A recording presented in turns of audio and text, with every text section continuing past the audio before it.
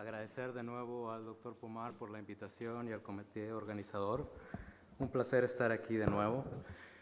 La plática de hoy, va a ser un poco esotérica y subjetiva. Hemos tenido día y medio hablando de abrir M3, M4, AC, P3, P4, y ahora me toca hablar a mí de, cuándo parar, ¿no? Porque hemos estado aquí empujando, y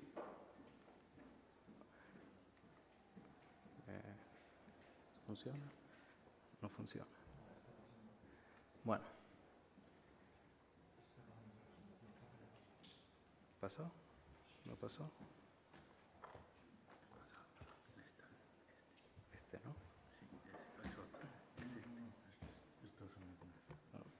Ya está. Bueno. Dificultades técnicas. Listo. Ok.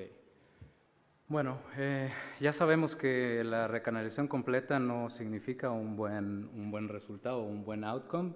El 80%, cuando obtenemos 80% de recanalizaciones, todos los estudios, el metaanálisis de Hermes tiene solamente un 46% de pacientes con buenos resultados. Es decir, abrir la arteria no significa que vayamos a tener un buen resultado, pero sí que es un factor que nos va a ayudar. ¿Qué factores nos pueden ayudar a tener esos buenos resultados? Bueno, la edad, el hecho de tener o no una oclusión proximal, el hecho de tener un NIH alto, el número de pases que vamos a utilizar, el uso de un catéter guía con balón, que ya lo hemos escuchado varias veces, que nos va a evitar tener embolismos distales o embolismos a nuevos territorios, con lo cual nos va a aumentar el chance de tener un buen outcome. Dentro de esos factores, el más estudiado ha sido el de los números de pases. Y como regla, el número 4 es el que se utiliza como el cutoff para el número de pases en el cual podemos tener ya sea un buen resultado o un mal resultado. Y esto, que se ha estudiado, podemos ver aquí que el hecho de obtener una buena recanalización, en este caso un TICI 2B o 3, va a tener una mejor oportunidad de que el paciente tenga un pronóstico favorable a los 90 días. El hecho de tener menos de 4 pases también tiene un 2.88 más oportunidad de tener un mejor pronóstico a 90 días, y al igual que es tener unas buenas colaterales. Ahora, cuando hablamos de tener complicaciones, sí, tener más de 4 pases se relaciona con un poquito más de transformación hemorrágica y un poquito más de tener hemorragia intracraneal sintomática. Claro, estos no fueron significativos y podemos ver que con más de 4 pases, el outcome favorable, seguimos teniendo un 30% de pacientes, pero es menor que en los menos de 4 pases. ¿Qué más? Bueno, esto que también fue ya estudiado por el doctor Ribot, pues cuando empezamos con el primer pase tenemos más oportunidad de tener un TICI 2C o un TICI 3. Cuando seguimos con el segundo pase, ese porcentaje de tener un TICI 2C, TICI 3 va para abajo, y va para abajo con tercero y cuarto pase, ¿no? El hecho de tener una oclusión proximal a comparación de una M1 o una M2, el número de pases que se van a necesitar, o el hecho de poder tener un TICI 2C o 3 va a disminuir con una oclusión proximal. Eso ya lo sabemos todos. El efecto first pass, obviamente, tener un MRS menos de 2 a 90 días es mucho mejor cuando es al primer pase que cuando es al más de un pase. Y tener una mejoría significativa, pues obviamente con el first pass, mucho mejor que con más de un second pass. Y aquí de nuevo el pronóstico en relación al número de pases que ya se ha presentado, el efecto first pass, mucho mejor pronóstico, y conforme vamos bajando a 5 o más pases, ya bajamos a aproximadamente 25%, pero incluso cuando decidimos parar y decir, bueno, aquí terminamos, hasta un 17% de los pacientes que consideramos no recanalizados pueden tener un buen outcome. Algún momento tenemos que decidir parar. Cuando se estratificaron estos grupos en los pacientes que tuvieron 2 o 3 pases, los que tuvieron más de 4 pases y los que tuvieron cualquier tipo de pases, de nuevo, obviamente, los pacientes que tuvieron 2 o 3 pases tuvieron un outcome mucho mejor que los que tuvieron más de 4 pases. Sin embargo, sí que los que tuvieron más de 4 pases también tuvieron un buen pronóstico. Pero una cosa que hay que notar aquí es el tiempo de recanalización. Si se fijan, los de 2 o 3 pases tuvieron aproximadamente 40 minutos de tiempo de recanalización. Los que tuvieron más de 4 pases tuvieron aproximadamente 65 minutos de recanalización, y los que no tuvieron recanalización o de 0 a 2A, aproximadamente 84 minutos de recanalización. Este es un caso. Esto tomó 5 pases, 2 con ADAPT, 2 con Solumbra, 1 con stent, que Solumbra no me refiero a meter el stent en el catéter aspirador, simplemente utilizar las 2 técnicas. Al final se terminó con un stent para un pequeño trombo distal y esto tomó 45 minutos. Y a lo que voy es que tal vez no es el número de pases, será obtener la recanalización y obtenerla rápida. Si tú puedes hacer 10 pases en 1 hora, pues a lo mejor eso es muy bueno. Como decían ahora, no importa si el first pass es en 10 minutos o en 15 minutos. Un ejemplo, 88 años, last known well, que no es el onset, fue a las 4:20. Se les dio, el onset 4:20, se le dio TPA a las 5:30, aproximadamente menos de 1 hora después. Esto fue en un hospital de fuera. Se transfirió a nosotros, tardó en llegar hasta las 8:30 de la noche. Nuestras distancias son mucho más largas de las que se pudieran tener aquí. Para mí, un transfer ya es un factor de mal pronóstico porque va a tardar 2 o 3 horas en llegar a mi hospital. El ASPEC cuando llegó estaba en 6-7, se le hizo la perfusión, tenía un defecto aquí, bueno, hay un artefacto, pero tenía un defecto de perfusión grande, más comparado con lo que era el core. Se decidió llevar al paciente, se le hicieron los 5 pases que fueron los que mostré, y la reperfusión se obtuvo a las 21:45, que son aproximadamente 5 horas y pico después del onset de los síntomas. El paciente, incluso con eso, tuvo un MRS de 5 y a los 90 días el paciente había fallecido. Y si vemos aquí a las 24 horas tenía un poquito de tal vez hemorragia, un poquito de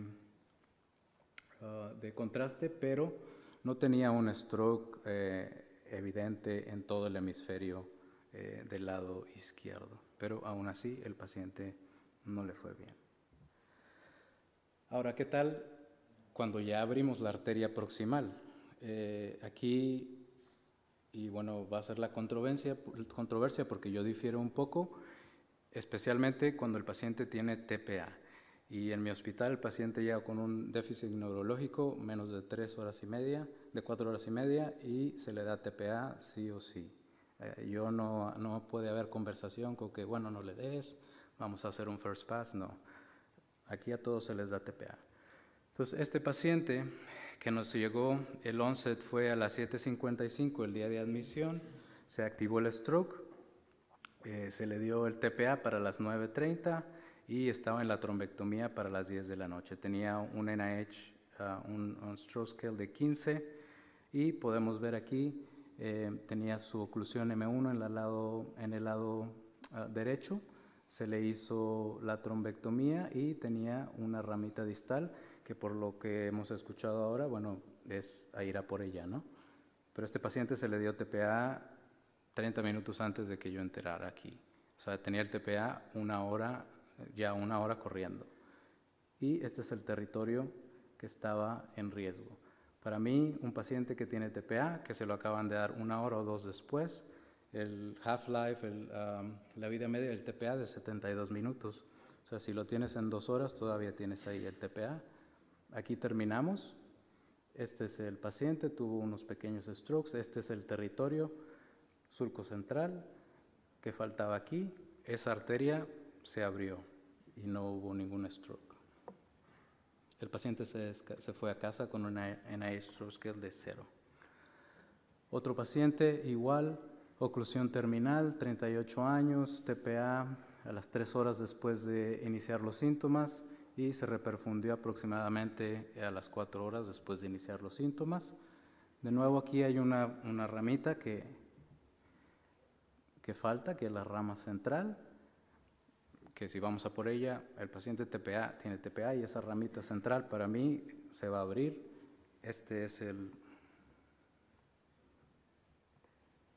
la resonancia del día después. Esta es la difusión, van a ir para arriba y para abajo, no tiene más que un pequeñito stroke ahí. Esta arteria se abrió. O sea, no hay, en mi opinión, si no tienes TPA, bueno, ya eso es otra discusión que se podrá tener después, pero si el paciente tiene TPA y el TPA está dentro de las 2 horas de que se lo acaban de dar, esas ramitas se van a abrir. ¿Cómo decido yo cuando me llega un paciente? Ayer que presentaba un paciente de 80 y pico de años, tal, bueno, no hay una fórmula y no pretendo decir que hay ninguna fórmula, va a ser por la experiencia de cada quien, va a depender del baseline neurológico del paciente. Ya sabemos que si el paciente tiene un baseline de un MRS mayor de 2, le va a ir peor. Si el paciente tiene cáncer, le va a ir peor. Si es de avanzada edad, le puede ir peor. Todo eso hay que tomarlo en cuenta cuando decidimos qué es lo que vamos a hacer, ¿no? La imagen. No es lo mismo si el paciente te llega con aspects de 10 que cuando te llega con aspects de 5, 6, 4 a lo mejor. Bueno, ahí a lo mejor eso va a afectar el número de pases que tú vas a hacer. El tiempo de procedimiento, la experiencia de cada quien. Aquí hay mucha gente que ya mencionó, puede hacer 5 pases en 45 minutos, 8 pases en 1 hora. La gente que está empezando, probablemente no.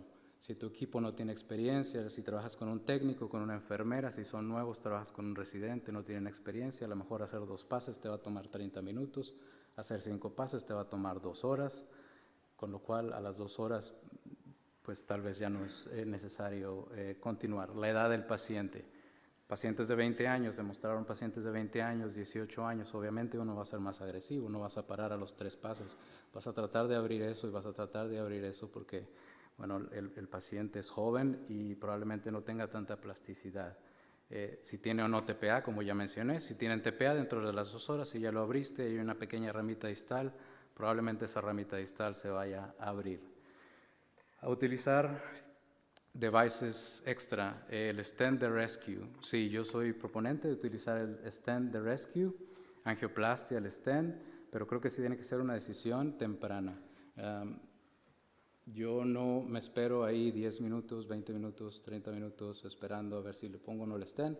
En mi cabeza desde el principio, si vamos a poner stent, si ya estás pensando que hay una aterosclerosis, bueno, le haces un pase con cualquiera de tus devices de trombectomía, ya ves que hay una estenosis, lo que sigue es la angioplastia y dejar el stent y se terminó el caso. No vas a pasar ahí 2 horas hasta que decides finalmente dejar el stent, porque al final de cuentas el paciente como quiera va a tener un mal pronóstico. Así que, en resumen, no hay ninguna fórmula, cada paciente es muy diferente y eso va a afectar cómo trabajes tú, cómo trabaja tu team y cuál es el estado del paciente. Número de pases, yo me pongo un 5 de máximo. Al 4.º pase ya decidimos si vamos a hacer stent o no vamos a hacer stent. Al 5.º pase, si ya no se abrió, probablemente ya terminamos. Obviamente, si es un 20añero, vamos a lo mejor a 6 o 7 pases, pero si no, 5 máximo. Tratar de abrirlo lo más posible, obviamente, la experiencia de cada quien. El tiempo de recanalización.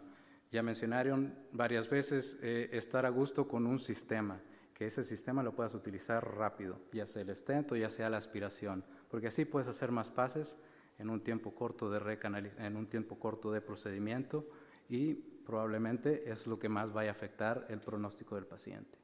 revisar la imagen de base, la del paciente y las colaterales. Gracias.